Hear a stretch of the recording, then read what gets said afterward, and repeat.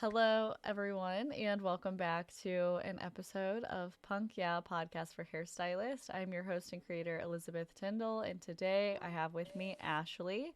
My dog is currently barking, which is fine, so just ignore that.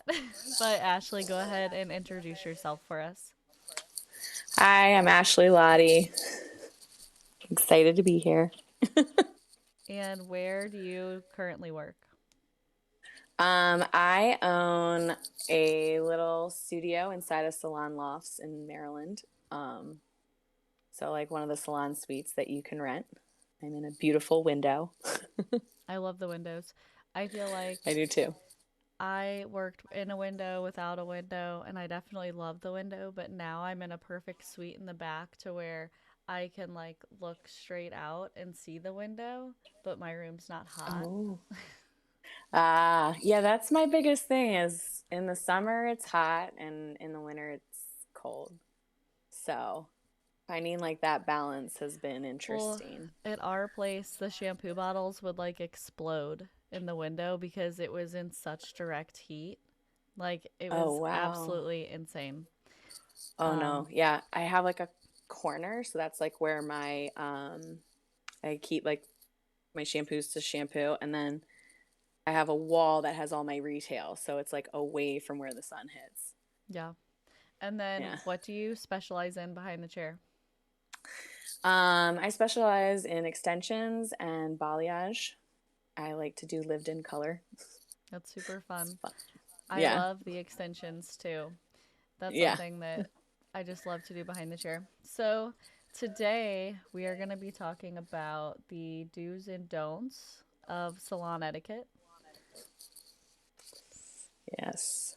So, to start off, how do you feel about double booking behind the chair? Whew. Well, I double booked for what, like 15 years, and I always felt such high anxiety. And now January will be 18 years behind the chair, and I don't double book anymore. And I find it to be way better, and so do my clients. So a lot of my clients have followed me from place to place. So I've been doing their hair for like over 10 years. And they said the best thing that I did was stop double booking.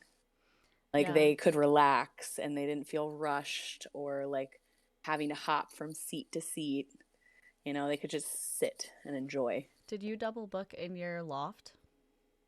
No. Yeah, I feel Uh, like that is such a tight quarters that it really yeah. does take away from the experience, especially Yeah. whenever you are like, working in like a private and luxury experience like environment. It just makes it so much more difficult to actually give that to your guest whenever you're double booking. I I totally agree. Yeah, I think double booking is one of those things that like just needs to be out the window personally, because you don't need to do all that to like make ends meet, like your clients will pay more for that private experience. 100%. And I learned that like with COVID in Maryland, when we came back from shutdown, like you literally had to have like an open chair between you and somebody else. So you couldn't double book because the spacing didn't allow the 6 feet of like space you needed. So it basically stopped for like 8 months when we came back. Like you couldn't do it.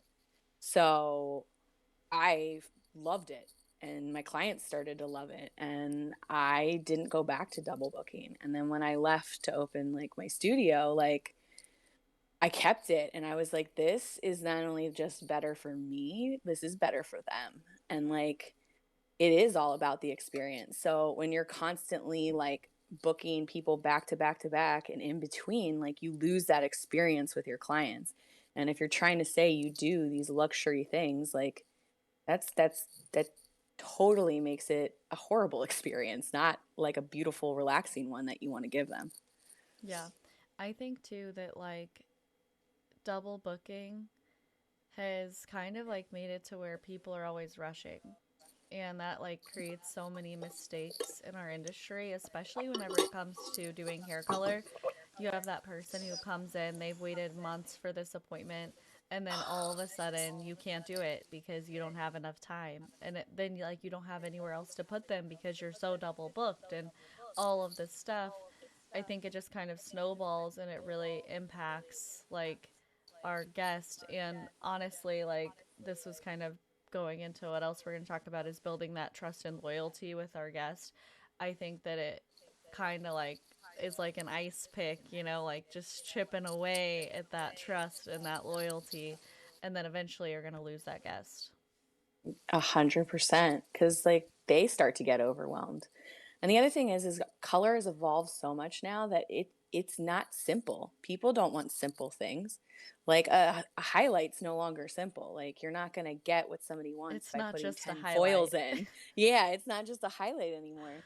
Like people get like root taps and smudges, and that takes extra time. And if you're like having people hop place to place, like they're not going to trust you because you're going to be like, hey, this person's going to put this on for you because I don't have time right now. Like automatically they're just like, okay, then like you don't have time for me. Like And then that why did that they takes book an away from all of appointment? it. Yeah, why did they book an appointment with you if you're not going Yeah. to be the one servicing them? That comes to my other thing is assistance in the salon. Like, how does your guest feel when there's an assistant present? Like, for me, I feel like it's almost, it can be good and bad, like, as far as salon etiquette goes. If you have an assistant who is well trained and, like, knows the boundaries, I think that's one thing. But if you have your assistant and they're, like, you know, doing a lot for you, like applying your color and stuff like I think that that's kind of overstepping. And I think that personally that's bad salon etiquette because the guest is paying for you. Yes. I worked under a stylist when I got out of hair school, and the experience of that was absolutely amazing because obviously hair school does not teach you everything you need to know. Yeah. So working under somebody is extremely helpful to do, even if it's just for like 3 months or like a couple days a week or whatever. I feel like it more stylists should do that. Um, but I feel like if you create the right environment and you train them correctly and you also prepare your clients for it, it can be a very great experience. If you don't put all that into like order and you're not explaining to the client, of course they're going to be like, "Oh, why is this person doing half my services? Like I thought you were going to do it." And that's where it's like, hey, here's my assistant. I'm training them. They're learning. So, you know, she will be like touching your hair and she'll be shampooing you for me, but you have to teach that assistant how to, it's not even like mimic you, but like give them that experience that they don't really care that a second person's working on them because Yeah. it's like they've already like they love you, they trust you, and here you are now helping somebody be a better stylist. Like some people like to be involved in that. They're like, "Oh, cool, I helped shape this newbie," like, you know? But Yeah. you have to create the right environment for it and you have to prepare your clients for it. Yeah, I Can't just think like shove them in there like, "Hey." yeah. That's like a huge thing I think that happens is people like I know several of my clients have been somewhere else before. They came to me and they were like, I went in, booked an appointment with this stylist, but that girl didn't even do my hair. I had this other person doing it the whole time and they were never told that they had an Yeah. assistant or that that would be part of the process. So for me personally, I am a funny hairstylist. I never had a hairstylist growing up or in high school. I went to Great Clips. Oh, I okay. went to Great Clips. I got my color done at Fantastic Sam's or I box colored it myself. I am a horrible person for that. No. But But you have I a different think perspective, I feel yeah, like, by doing so that. my perspective is like I didn't know assistants were a thing until I was like in in the industry. Like after I even graduated school, like I didn't know that that was a whole side of things. So then for me, I went straight to a salon. I started double booking. Now, mind you, I was only a stylist for like a year before COVID. So like COVID happened Oh, at my one okay. year mark. So Oh, wow. yeah, it was bad. So I like was in the salon. I was just starting to double book. COVID happened. I jumped ship at the salon and said, I'm going to go get a suite because then I don't have to worry about my scheduling because COVID and all that. And I just quit double booking whenever I went to that suite. And so I never even saw assistants in the salon. Like when I was training, I was shadowing. So I wasn't really Okay. even doing anything. So for me, like I feel like that was fine, but I'm like I could never imagine doing the work of the stylist who the client's coming to see. So for me, like my perspective is just so vastly different. Oh, that So makes sense. I really I like kind of your insight on that because I would have never thought of it like that. Like that the guest likes that experience. I wouldn't say everyone. Like Yeah. there are some people, but I just feel like if you approach it correctly, like you can create a great environment. Like I grew up going to a salon. Like my mom would take me. I would like skip I would have her like write me notes to skip school so I could go see her get her hair done. Like I wanted to be a stylist since I was What? a little girl.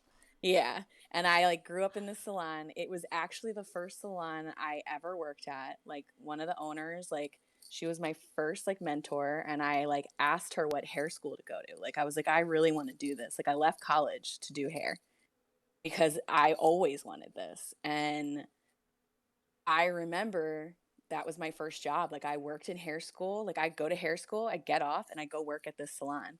So then I started with their associate program when I graduated, which is like a 10-month program. And I remember my mentor like telling me like I'm going to introduce you to these clients. Like at this point they're used to me having somebody cuz I constantly train people, but I'm going to show you how to like approach it the best way possible. And it really is. She's like, you know, this is Ashley. She's going to be helping me. She'll sometimes blow dry your hair for me. She's going to shampoo. As I see her progress, she might apply color sometimes, like things like that. Like, and it was like it taught me like how to have like those consultations with your clients because I would watch her do these consults time after time after time and I'm like, "Oh, okay." Like and in a way, I'm involved in all that as well. And Mm-hmm. these clients just got so used to like that experience and it was a great experience that it wasn't bad for them and they weren't like, "What the hell is happening?" Like, you know? They like realized they got like two people to like work on them and like show like they were like the center of attention. But that is also like when I started doing that, like I started doing hair in 2006, like you double booked, you triple booked, you were running around like a chicken with its head cut off. Like that's how it was then. The way like the industry has progressed now, like double booking, it just doesn't make sense anymore. You're taking away that experience. And when you have an assistant and you don't double book, you're also teaching them a whole new way of like doing hair. Mm-hmm. So it can be a good thing. It can also be a bad thing, but it can be a really Yeah. good thing if it's approached the right way. Yeah, I think that it all needs to be structured correctly for that to be a very effective thing to do. 100%. So that kind of brings me into another thing I want to talk about is no shows and like cancellation policies. Mm. Like there are so many people who are passive aggressive about this, I think, and they just post it online and think that everyone will see it. And then that's it. Like they're not communicating to anyone what their policy is. Like when their guests are in their chair, they don't talk about it. And I think that it needs to be something that's like addressed because you can't just do that as a stylist to your guest because again, you're affecting the trust and loyalty of your guests. And like not only that, but like that stresses me out. Like I want to make sure that they know so that whenever I tell them, it's not like, "Oh, whoa." I didn't know that Yeah. was your policy. So I wanted to know like what your take is on no show and cancellation policies. So I started my own when I opened my like studio, and I sent out an email. It's written also on like my website, and I personally told everybody what it is. And every new client that I book, I do the same thing. I'm like, just so you know, you have like 48 hours to cancel. After that, you lose your deposit. Like, I make sure that they understand like you are booking my time. This isn't like a 1 hour appointment. This is like I'm seeing you probably for 3 to 4 hours. Yeah. Like, and they most people get it as long as you're sitting there telling them. I mean, a lot of new clients, I like them to come in, especially with color, like a consultation first before they even book an appointment, because I need to know what you've been doing here. So in that process, I talk to them about the cancellation policy, and I let them know like, hey, there is a deposit for booking. You have 48 hours if you need to change it, and you get your deposit back 100%. Like, I want to respect your time, and I would like you to respect my time. I feel like sometimes we kind of skip those things, not realizing it, because like we should think that they should know. But think of how many times like we book appointments for like tattoos, and we don't read the policy. We're just hoping somebody tells us the policy. Yeah. I mean, it's like doctor's appointments too. Like the whole no-show thing, it bothers me. Like, I get things happen. Like, trust me. Like, I understand. But tell me you're not coming. Like, just give me a heads up. Like, my life blew up. I can't come in today. I'm so sorry. But just not showing up, like, to me, if you do that, like, I don't want you on my book anymore. I You don't don't take respect my time. Yeah, I Yeah. don't take them again. If I have no shows, I have a list and they are not. Sorry. You're okay. I have a list though for my. Sorry, my dog. Oh, you're okay. Hey. Sorry. No, you're okay. Val, come here. So yeah, so whenever it comes to oh my gosh, I'm losing my train of thought. What were we talking about? No shows and Oh, that's cancellations. right. That's How right. you don't. Yeah. Okay, so I don't rebook people who no show on me just because I know that if they didn't respect my time once, they're not going to respect it in the future. And a couple times I've actually had people reach out to me several times after I wouldn't take them, and like it was to the point to where I was like, I think this is borderline harassment at this point. It was crazy. I'll let you know what happened. So, it was a Mardi Gras situation. They booked an appointment on Mardi Gras and then they did not show up. Messaged me like an hour later saying that they had COVID after the start time of their appointment. And I'm like, COVID's a valid reason to cancel, first of all, but secondly, I just want to say that no, it is not appropriate for you to cancel an hour after your appointment with COVID because you knew you had COVID when you woke up. You knew you had COVID the night Yeah. before. And 100%. like you knew you had COVID. So anyways, I was like, that was disrespectful. I'm not going to take you. I'm not going to let you rebook your appointment. Like that was, and I know that this person has been known for going out. So I 100% knew what was happening. And she literally sent me pictures of her hospital bracelet. She like went to the hospital, I guess, a few weeks later and was like, I was really sick. This is my hospital. But I feel like that could have been something completely unrelated. Wow. So like it was just Yeah. I just kept getting messages and I blocked the phone number and I was like I am so done. Like how strange is that for an adult to send you pictures of their hospital bracelet to try to book a hair appointment? It's like this is Like, I swear this happened. it's like it's not that serious. Like you shouldn't have no showed. Like that's what it comes Yeah. down to. And my cancellation policy is 24 hours, 50% if it's after that. But I feel like I don't have a lot of people cancel anymore. If I do, it's clustered and it's all illness. It's like people are just sick and they can't.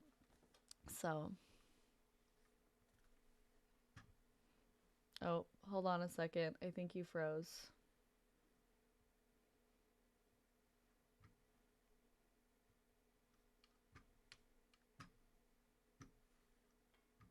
Ooh. Okay, you're back. Yeah. Okay. I was like, ooh. Yep. But yeah, so that was the whole thing.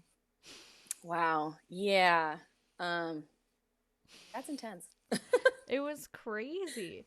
And I Yeah. didn't think that I didn't think it was going to go that deep. I was just like, we're not Ye- rebooking. Yeah. I mean, look, everybody's got something, but Yeah.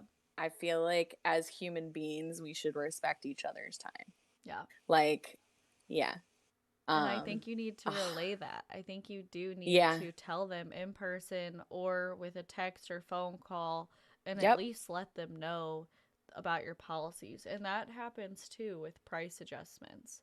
I think that Yeah. like that's a salon etiquette thing that people don't think that that is part of salon etiquette, but it definitely is. Is relaying and being transparent with your pricing.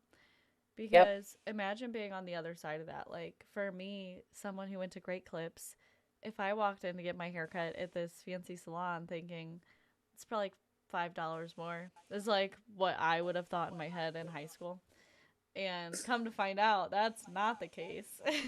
Yeah. I would have been shocked. Yeah, no. I agree. I I I have a hard time with this one because it's like no other industry has to justify raising their prices. Like, but yes, it is salon etiquette. We have to tell them. But at the same time, it really sucks the standards that they put us to, that they don't put anybody else to. Like nobody questions their tattoo artist for raising their prices or a The restaurant for the raising grocery theirs. store. You don't Yeah, the walk in the grocery grocery store store? and you're like, you didn't give me 30 days notice that this meat was Yeah. gonna go up. Like, so that's where I have the issue of that, but like I completely respect the fact that we have to do that. But it's so unfair that we are held to this standard that's like doesn't even make sense cuz no one else has that standard. Well, and then But people now we are have to do like, it. yeah, they're saying that we're a luxury service now. We used to not be. Like, this used to just be a No. standard personal service that you get done, you get your hair cut, whatever. But now it's a luxury.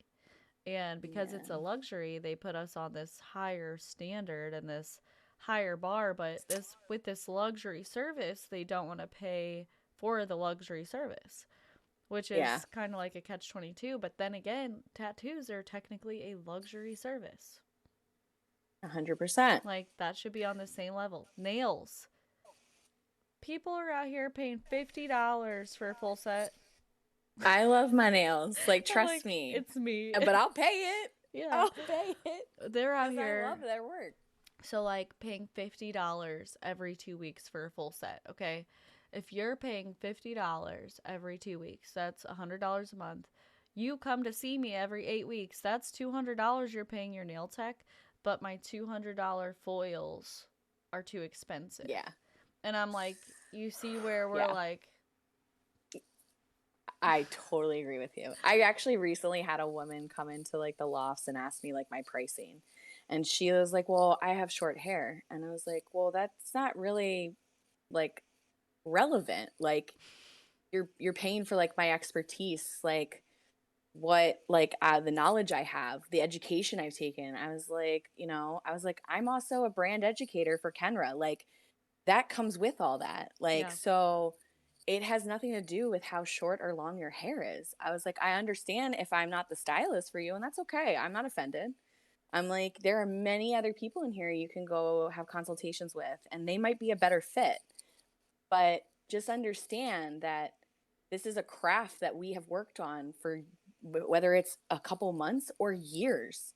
I said, and each one of us has a specialty that we've dedicated time to and education to because we love it. So there's a reason why our things cost this much. I said, it's also the fact that everything has gone up in price. Our products, our tools are so expensive now. Like a box of gloves is ridiculous to me. I'm like, wow, I had what? someone the other day, I asked someone, I held up my box of foils. I have the Framar Oh My Goth foils right now. I bought so many because I love the gothic theme. So, I asked her, I said, how much do you think this box of foils cost me? And she goes, $5. I was like, girl, I said, like, Wish. this isn't Reynolds. Like, this is pre-cut pop-up foils, girl. Like, this is. And I told her, and she was like, for foil? And I said, yeah, and guess what? I'm going to put them in and throw them away. Yep.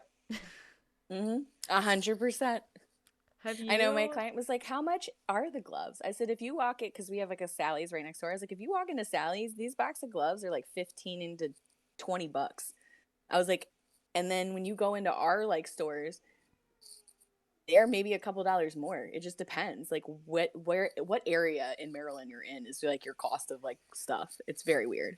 Yeah, I But feel like it's everything expensive. here is the same. Like, no matter Yeah. what store you go to, it's like a couple dollars different at the different stores that we have. But it's just insane in general, like how Yeah. expensive some of it is. Like, I easily spend probably $200 to $300 a week, like at the store, replacing supply and color.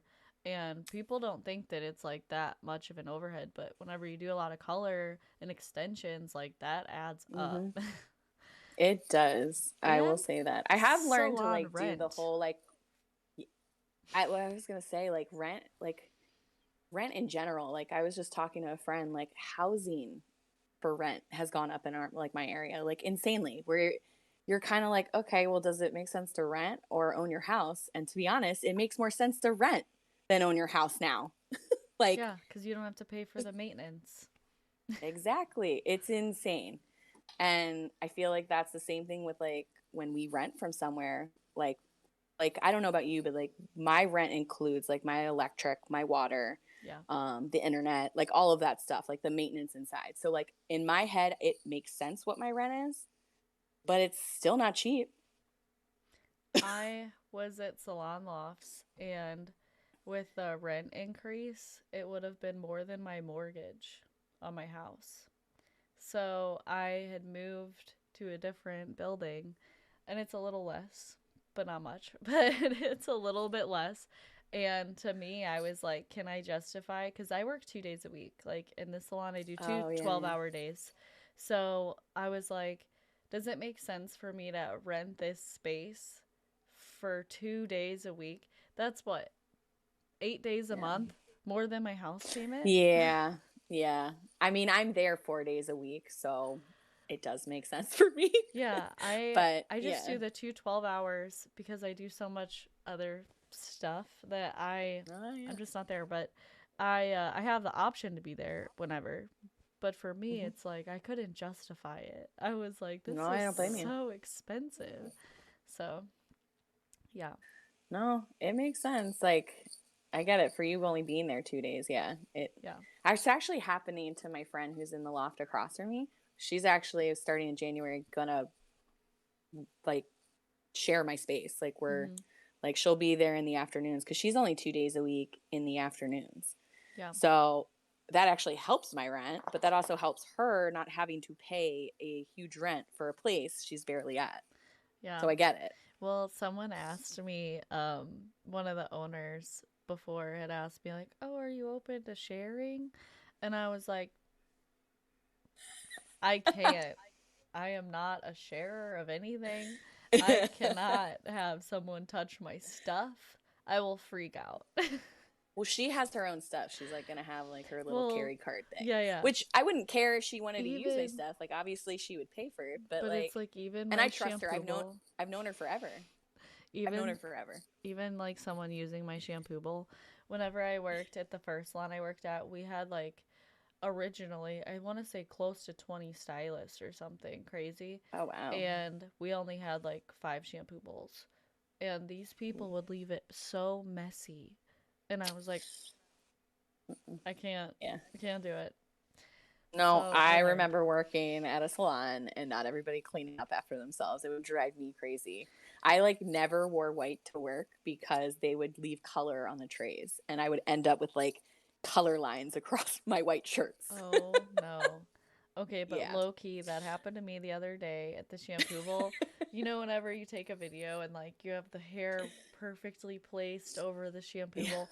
Well, it was toner, and so it was all sitting there, and then I like put the hair in the bowl, rinsed it, and then I like leaned on the bowl, and I just had toner, purple toner all over the front of my white Oh, shirt. But I used hairspray, and it came out. oh, that's good. Yeah, Yeah. that's Okay. like my favorite trick. Do you do that? I know it actually. Yeah, I do. Yeah. When I notice it, sometimes I don't notice till like I'm getting undressed after work and I'm like, Yeah. "Oh, cool." So that's there. Yeah.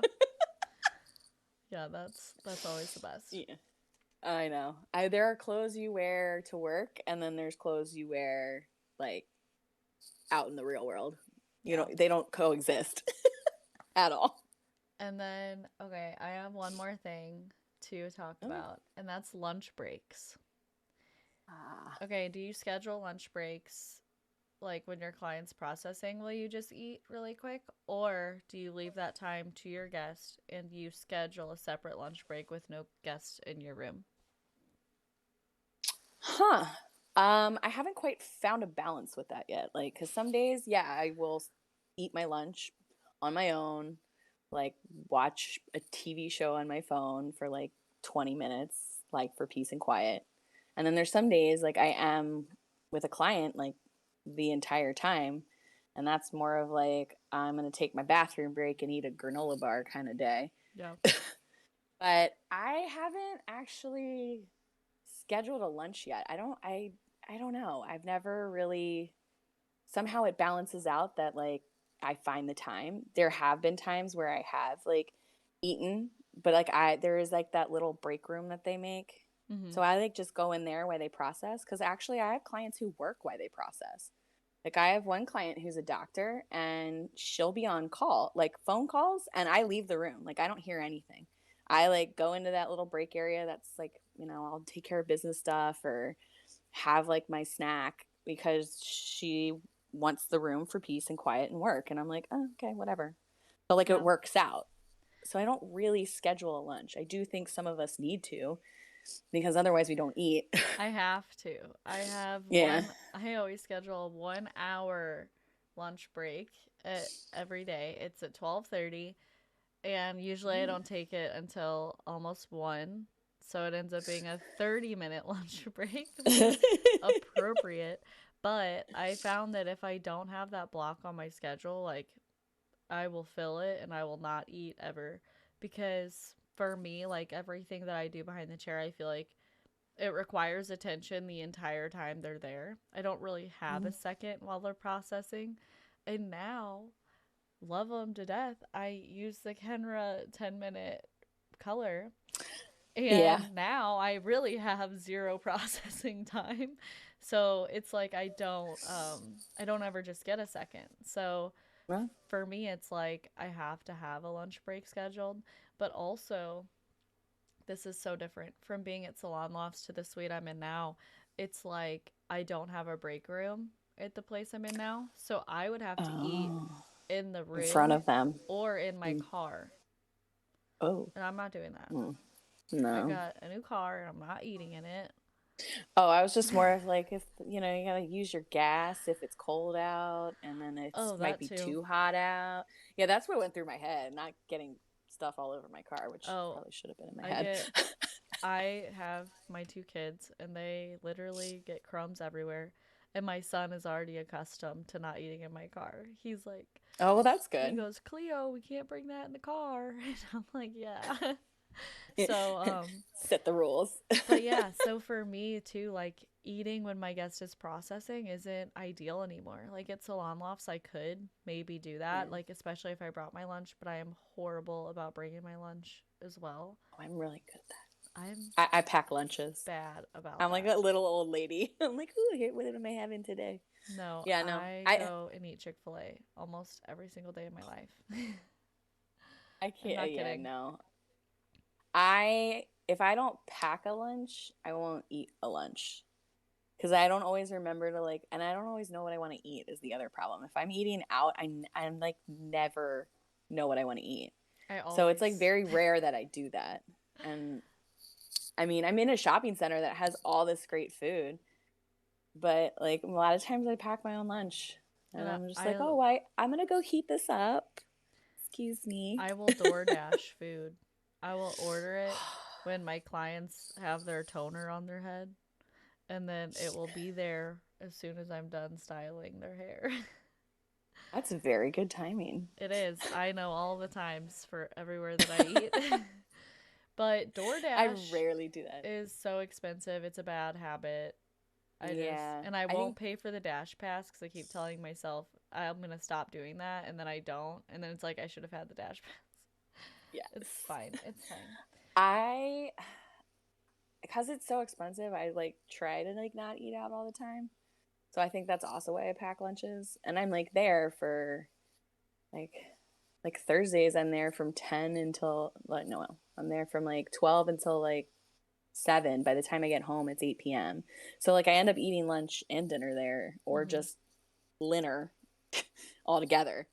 So I mean I probably I should schedule a lunch in all honesty, I but should schedule a dinner because I do 8 to 8, and sometimes it's 8 to 9. oh, you should definitely schedule it. But I Yeah. don't. I don't do that. But I always have a lunch. So Well, at least you eat I'm, lunch. yeah, I'm getting there. But for Yeah. me, like, I am so curious on what people are doing and, like, how they feel that affects their salon etiquette, like, Yeah. behind the chair with meals, because it's like we're all human and we have to eat. Technical difficulties. We are back. So I was saying that we're all human. We have to eat. So, like, is it really bad salon etiquette if you do need to eat when they're processing? I personally don't think so. Mhm. I agree. I do feel like I know people who schedule themselves like a lunch. Like I worked with a girl after she had a baby. She scheduled her lunch, which is like lunch and pumping, and that's when she would do it. And she'd be like, "Yep, nope, no clients then." And I'm Yeah. like, I like I'm curious. Like some people I feel like are like, "Oh, no, I don't do that. I just figure it out or I just don't eat." And then other people like are like, "No, I like need this time." I mean, other professions you have a lunch break, you know? And you get like two 15-minute breaks at some of them. Like I Yeah. worked at a factory one time, and at this factory you got two 15-minute breaks and you got a half-hour lunch. And I was like, that's the most Oh breaks wow. I've ever gotten in my life. Wow. Yeah, That's it was crazy, but that huh. didn't last very long. I only worked there for like a few weeks because obviously I don't look like I would work in a plastic factory. So, yeah, it did not last very long at all. That's interesting. Yeah, see, they get breaks. Why don't we give ourselves breaks? I just don't get that. We I do feel that to like, ourselves though. yeah, there's just such a high stress on our industry, and everything we do is critiqued. And, like, 100%. that's just how it's going to be. And I think that Mm. that's so true, is like all of this stuff that we talked about, salon etiquette and like building trust and loyalty with your guests, that's all great. But at the same time, like, we are held to a really high standard. So whenever it comes to salon etiquette, I feel like we can give ourselves grace in certain areas because we are only human. We can only do so much. And Yep. now they're wanting these 5-hour transformations. Of course, I'm going to eat. Yep. Like, and if you don't show up, Yeah. I'm going to charge you. And, like, I'm not going to double book because I respect your time, but it's just all these things that are making your experience as a guest in the chair that, like, I don't know. We're just held to such a high standard. We really are. But I feel like we also, like you said, we're human and we have to remember that. Like we're people too. And we need to also not hold ourselves to that high standard as well. So, Yes. I feel like a lot of times I am like, well, that didn't go perfectly. And then I'll think about it for like a month. And I'm like, yep. that was a month of my life wasted because they forgot. Yep. Like I had one person, I remember she was booked for like a conditioning treatment. We forgot to do the conditioning treatment. I just checked her out. We were in a hurry. I felt so bad because I forgot to give her deep conditioning treatment. And I texted her like a week later after I was like, couldn't remember if I did it. And I texted her and said, hey, I think I forgot to do your conditioning treatment. She goes, LOL, I completely forgot we were even doing that. And I was like, I've been thinking about this all week if I forgot to do that or not. And yeah. And Yeah. then like No, we let that stuff kind of get to us. we do. I think that we stress ourselves out way more than we need to. Mm-hmm. Like, we overthink everything. Like, I feel like that's just part of being a hairstylist. You're gonna overthink. Yeah, for real. If you're not overthinking, you haven't reached that level yet. You're probably still like Nope. here. You're getting there. It's like up here. You overanalyze everything. Yep. Oh, and the anxiety. When you are an overthinker and you have anxiety, you've made it. Yeah. And then okay, really quick. Have you ever brought your guest outside or something to take pictures and you're looking at their hair and you bring them back into the salon because you want to change something about their hair?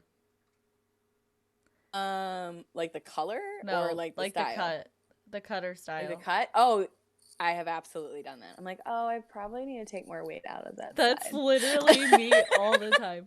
I like have them shake their head. I like do the whole thing, you know, where they look Yep. up and then I'll like look at it and I'm like, oh, it looks great. And then we go outside to take pictures and I'm like, hold on. In this lighting, I think that you actually need a little something over here. And then they're like, Yep. okay. And I'm like, They don't sorry. know. We know. But they're all like so grateful for my attention I to know. detail. And like, I think Exactly. that's what comes with the experience. 100% it does. Like, Yeah. you look at things a lot differently. Yeah. Like, the more you do stuff, the more you're behind like the chair, the longer you're working with clients. Yeah. It's just, you start to see all that and you're like, "Oh wow, I should probably, let's go back in real quick and then we'll take more photos."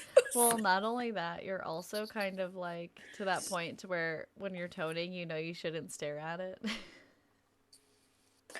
Oh my god, I said this to my client last week. I'm like, we call it like the like, it's like when you think something's done, give it an extra 7 minutes. Mm-hmm. And she was like, wait, what? And I was like, oh, it's like a rule of thumb for hairstylists. Like, you look at your foils and you're like, I'm just to be safe, I'm gonna give you 7 more minutes. Because you think it might be done, but it's probably not. Sometimes, sometimes I do that like twice. I'm like, oh, we're almost there. And then I come back and I'm like, one more time. Okay, I do apologize. We have had a few technical difficulties. But yeah, I want to thank you so much, Ashley, for your time today. And is there anything else that you want to share about salon etiquette or any advice? Thank you for having me. This was fun. I feel like the best piece of advice is just don't don't overthink all the etiquette, but just remember why you started doing hair. Like, your why, I think, for any job is so important. And try to remember how you would want to be treated in the salon or wherever you're going to like do some luxury service, and kind of bring that behind the chair. I feel like that's a really important thing. Like, like when you're a kid, like, treat people the way you want to be treated. It's the same thing with salon etiquette when we're running a business or we're working in a salon. Like, Yeah. treat people the way you want to be treated. Yep. I think that that is very solid, and everyone can relate to that because everyone does have a why. They just have to remember it. Yep. So until next time, thank you all so much for listening, and yeah, we'll see you next week.